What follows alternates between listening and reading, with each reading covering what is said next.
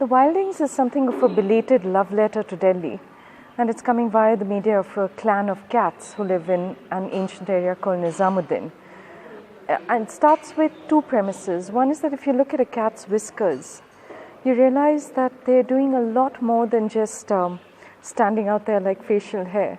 And I started to wonder, I noticed that cats raise their whiskers when they talk, much more than they mew.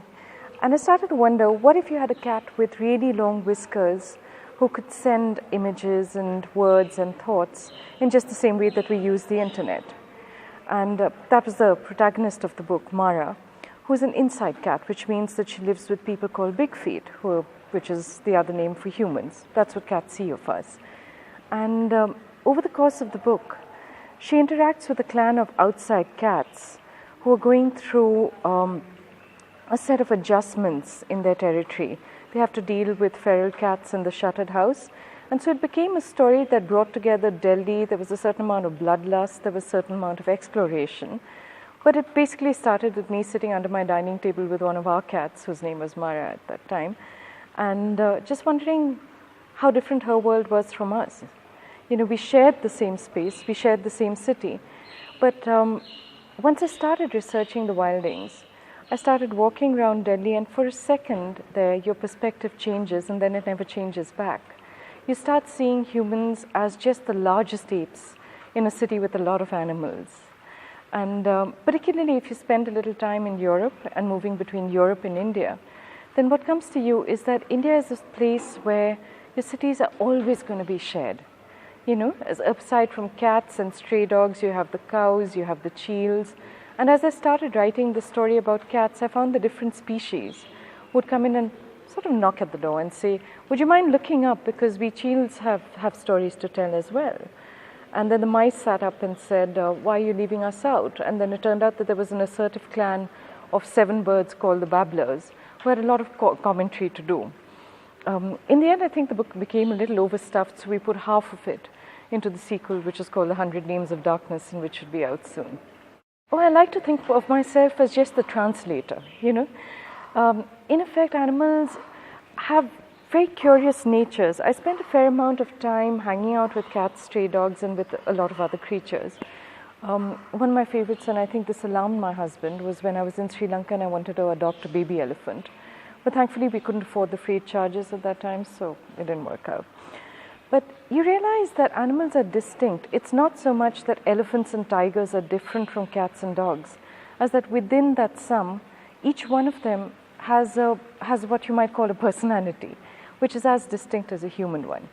So while you have Mara, who's the center of this, she's a kitten who's struggling to cope with her powers, but she's also curious. She has a short attention span.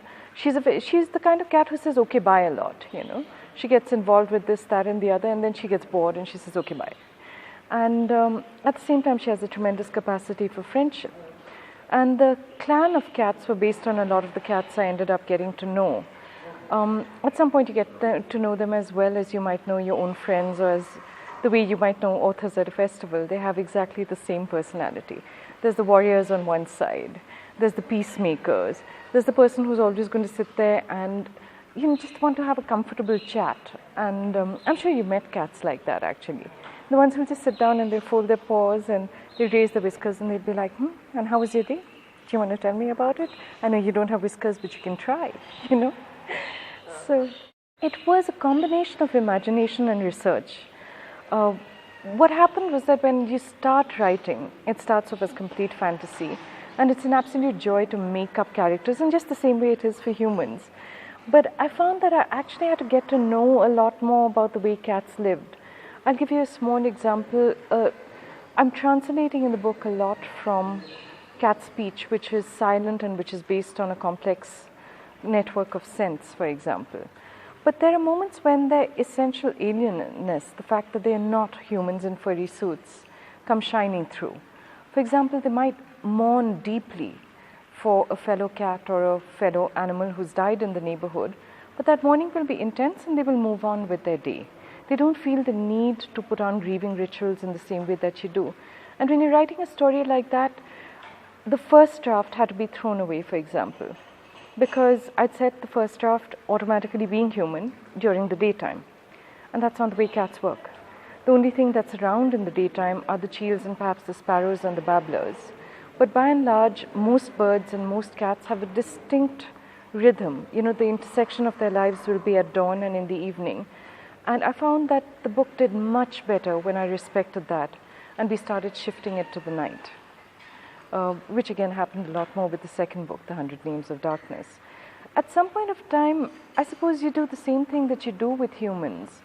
You're trying to get under another creature's skin. You're trying to get out of your own head. The more you research, the more you know about your subjects, whether they're human or not, the more authentic it's going to be. The fun part was researching cheels and researching tigers in captivity. You know. With cheels, for example, I just seen them as pretty decorative objects in the sky. They look gorgeous, you know. They look like anchors floating in the sea. It's pretty. But after watching them for a while, you realize that they have a close-knit family structure and that the men actually take a lot of responsibility for bringing up fledglings. The women tend to be really fierce. They tend to be out there doing a lot of the hunting and gathering, particularly when the fledglings are nesting. And then there's a point of intense attachment and detachment. There's about a 6-month period when the parents will ferociously protect their young, and then they will, with equal ferocity, push them out of the nest. But they will push them out into this larger clan. And I think for me it was a revelation to recognize that not only were there patterns of friendship among different animal communities, but these patterns of friendship were not necessarily human. There was a lot less conflict than I had expected between cats and stray dogs. And there were papers that researched this, that said in territories where you have plentiful food, there's actually likely to be more conflict. But when you're sharing scarce resources, the animals tend to band up against, their resources are spent battling the biggest predator of all, which is pretty much us, and the traffic and, you know, the danger from cars and from threatening humans. But a lot of their time is spent with these very careful alliances. They're actually all going to battle strangers who come in from outside with a different scent, or who don't have the memories of, you know, this network of animals. But with each other, there's a lot more coexistence than you would imagine.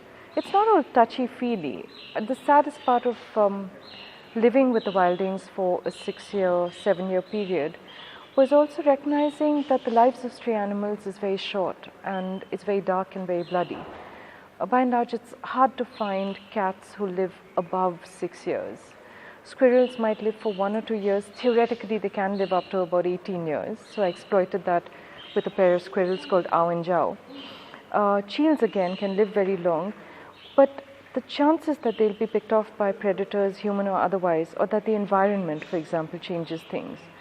Some of the reading that I did was more fascinating than what found its way into the book. For example, cheels learn to live with electrical lines, and then after a while the younger cheels start to almost dare each other. It's like a rite of passage. You know, you have to find your way around the tangles, otherwise you're not a member of the squadron or whatever it is. And I think I was shocked to find how much contact there was between squirrels and cats, or between mice and dogs, rats and dogs, for example. And there appeared to be little moments which you can't quite decipher when they'd all be at each other's throats, when somebody had clearly invaded territory. There were times, for example, when the female cats in the colony would have too many kittens in their litters. And at that point, the stray dogs and the tomcats would band together to kill the kittens. And in an equally different season, you know, a season where there were fewer kittens and there were more resources, they would do just the reverse. You'd find tomcats being protective and bringing up kittens, and you'd find stray dogs leaving the kittens alone. At that point of time, you realize that the environment has a lot more to do with it. I had to get all of that into my head. You know, I found that researching actually went on for about 3 years, which I hope it doesn't show in the fiction. Because books like these should be read lightly. They shouldn't be taken, you should have as much fun as the animals are having in the book. You know, you shouldn't think too much about the backstory and what goes into it. There's some wonderful studies done by wildlife researchers in India, for example. There was a very dry study written very well about the migrating habits and the nesting habits and the family habits of cheels by researchers who'd apparently spent something like 6 years literally doing nothing but focusing on cheel families and looking at kinship patterns.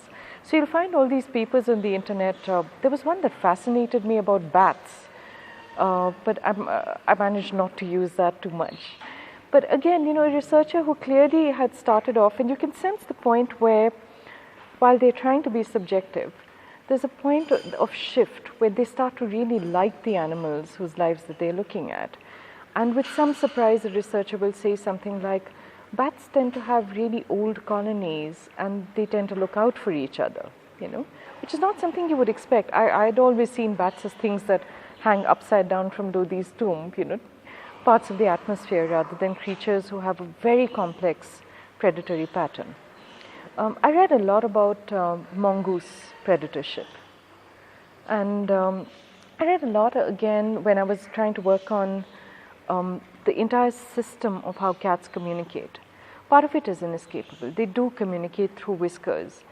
And that sidetracked me for a little while because I started reading about robos and how this generation of robos are actually being built by scientists who are taking rats' whiskers as the standard for vibrissae. And they're looking at this and they're saying that the human hand in comparison is nowhere near as sensitive as a set of whiskers. It flipped on its head. I remember the day that I'd finished reading some papers about robos and vibrissae. I was sitting at home and working really hard, and I had this sense that the two cats who own us were trying to say something. And I looked up and I found both my cats, sitting on either side, Bathsheba and Tiglath, and they had their whiskers raised and this air of tremendous patience. And they looked at each other, lowering their whiskers, and they were like, she doesn't have any, humans challenged. So for me, the lovely part about writing the book was that it was a perspective shift. And I don't know whether I would ever be able to live in a city that didn't have animals. I was very happy to hear, for example, from the organizers of the Bangalore Literature Festival that before they put up the tents, they shifted the ducks and the rabbits off because they thought that the lights and the noise might scare them. And I was also very happy to hear that the rabbits and ducks were likely to come back. I don't know much about rabbits though, which is why they aren't in the book that much. Maybe I should do some research. I think being around animals changed me. I'm not in any way a wildlife expert or somebody who works with animals. I admire people who do. But I'd grown up with something of a love for animals, even though we couldn't keep them in the house because my sister had asthma. But we'd grown up with an idea that it was a good thing to be kind to animals. And of course, there were animal stories coming at me from 3 languages, Hindi, Bengali, and English. A lot of the Russian books that were flooding India at that time had to do with, there was a book called Kids and Cubs by Olga Perevskaya. So to me, it was normal and natural to take animals into consideration to some extent. I think what it's changed for me, though, is part of my other work has to do with gender. And when I was studying homeless women in Delhi, I found surprising affinities. This is a terrible thing to say, but when we displace any group of people, we create, intense discomfort for them. We not just, if you're moving homeless people around a city, you're also striking at the heart of the kind of relationships that they can make. If somebody has to move from pavement to pavement and never knows where she can settle or never knows which shelter is going to be her home, she's not going to build the community around her that she needs, men or women. There are as many, actually there are more homeless men in Delhi than there are women.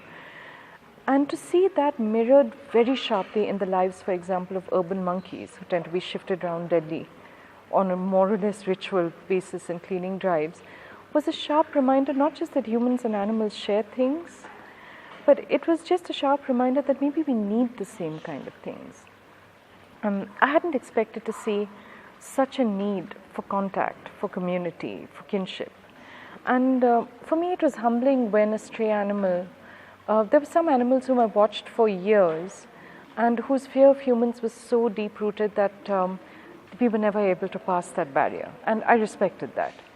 In some cases, though, I went back to one of the areas that I researched for the second book, Old Delhi, after a very long time. And I was so shocked and so touched when a mongoose who had made friends came out, now all grown up, and showed me what I think was her daughter, though it might have been her son. It comes as a shock to you that animals might remember things like that. And there was a very clear moment of recognition. You try to anthropomorphize as little as possible. You don't want to turn animals into human. There is a gulf between the two, Animals are far more honest about the fact that they run on instinct. But I would like to think that it made me see a slightly less human-centric world.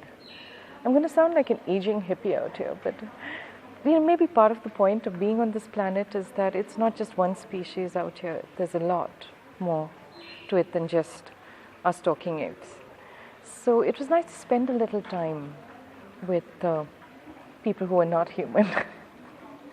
I was very careful not to put a message in because as a kid I hated having books that preached at me. But I think one of the loveliest things that's happened after I wrote the book was having children, students tell me what they thought. And for them it was a book about friendship. Sometimes it was a book that changed their minds. Sometimes our relationship with urban animals is also very hostile. You fear dogs because you think that they'll bite you, or you fear cheels because they're those nasty creatures who come in and wreck your picnics. But it's only when they're gone that you start to recognize what you miss. I used to think sparrows were a nuisance, because they'd build their nests inside the house and all of that. And then Delhi went through a phase where the urban sparrow disappeared. And you miss them. You miss them like you miss a relative, and this was long before I started writing this. The absence in the environment was a loss. And I'm glad that for many children, they liked, or many of the other readers, they seem to respond most to two things. One is the touchy-feely, we're all in this together, animals have feelings that might mirror human feelings as well. The other bit was, unfortunately, they like the bloodshed and the battles. So, each book does have, I like action sequences myself.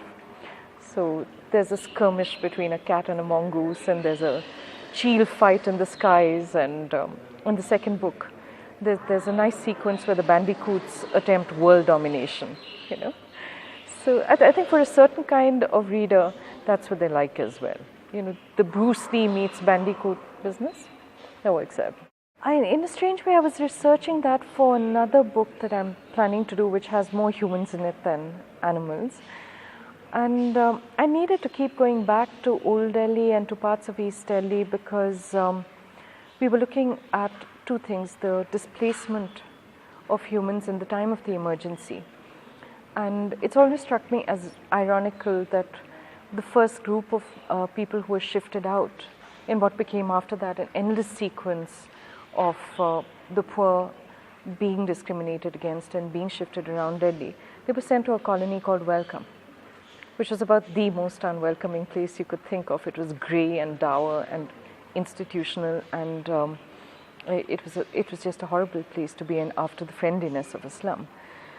But I'd started to research a little of that because I think you hit a point of time where you realize that you're not as interested in your own history, the personal history of your family or your life, as you are in the larger history of the city that you belong to or your country. And I'd started taking, especially after the metro came up, the metro was a wonderful equalizer in Delhi. You could get on and you could find yourself out of South Delhi's safe and very pretty, but ultimately quiet and history-less, in a sense, center, And you could find yourself shooting up through the metro, through this really modern station, into the heart of Chandni Chowk in Old Delhi. I think a lot of the research was walking around, and it had to do a lot with listening with people. But what you start doing is to recover a sense of your city that runs along parallel to the official histories, but that is definitely not part of that. What often hasn't been written about Delhi is it's seen as this wonderful city of drama with conquerors coming in from the past, and you have the glory of empire and all of that. But Mahmood Farooqi, for example, did a history of the city during 1857 from the point of view of the common person in the streets. And that to me was much more vibrant and much more fascinating than many of the official and more ornate histories that were coming along. So this was a journey of recovery, because emergency immediately leads you to 1984. And then you start to wonder how a city starts to recover from these two things. The character I was following, and I suspect the next book might take a long time, I was also looking at Bangladesh. I was born in the year that Bangladesh was formed, so while I don't have memories of that, memories of the way it was formed came into my life as oral stories. And the character who emerged from that was shaped by a butcher I met in Old Delhi many years ago. I was researching a story on slaughterhouses for my journalism. And I wanted to talk to this man in the Old Delhi meat market who was cutting meat superbly. And he was clearly Bengali, looking at his features. And he had this air about him that just said, don't interrupt, don't talk to me. And I talked to several other people by that time, tried to get him to see that I was just there to be an annoying journalist and I was not trying to be intrusive beyond a certain point. And then finally I approached him and I said, Dada, can I ask a few questions? And he said, I'm busy. So I said, all right, then just one question, because you have superb technique. Where did you learn to cut meat? And he looked at me and he said, you really want to know? And I said, yes, because he had a technique that was superior to even the Old Delhi butchers. And he put his cleaver down, he looked me straight in the eye and he said, I learned in Dhaka in 1971. And that was all. He wouldn't talk, and I did not want to pry into whatever that history was, whether it was something that he had seen or whether it was something that he had done. But later when I started researching Delhi, I realized that there was a set of migrants who would have come over from Bangladesh and landed in the city settled in just before the emergency. So you look at that and you just start to think that somebody has to write these stories.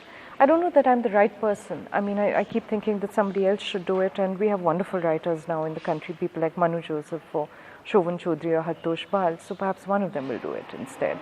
I just know that maybe there's a value to gathering material and not knowing where it's going to go, but hoping that it'll shape itself into something at some stage.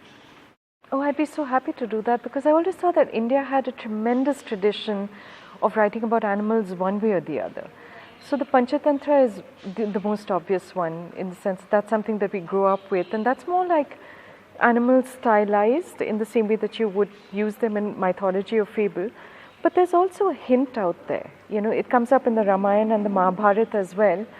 And there was a version of the Mahabharata particularly that I was told in Bengali it was either a teacher or a nurse or somebody like that, where she talked about Bhim being in the forest, and with great approval, because there was this sudden backstory that emerged about how Bhim really understood the forest dwellers, and one of the reasons why he married Hidimba was because his heart was in the forest, it was for him.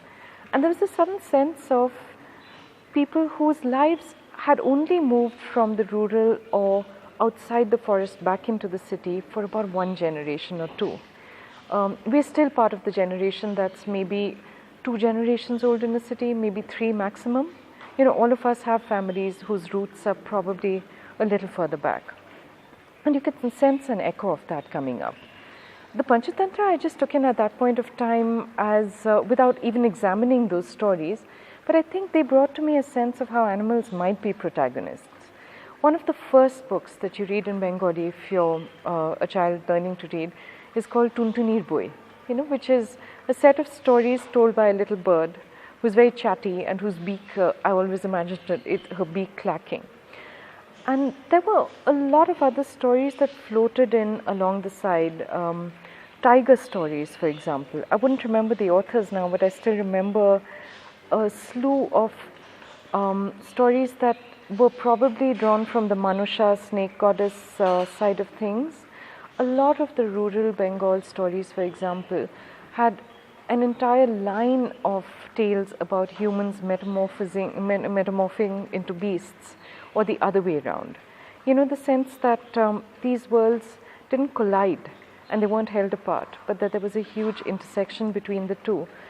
And I think I just grew up with the animal and the human kingdom more or less inextricably linked in my mind. When I came to Delhi, which was, I grew up in Delhi and went to Calcutta later actually, so it was the other way around. But I remember in early street performances of the Mahabharata, people would stop at the Jatayu of the Ramayana, people would stop at the Jatayu part of it.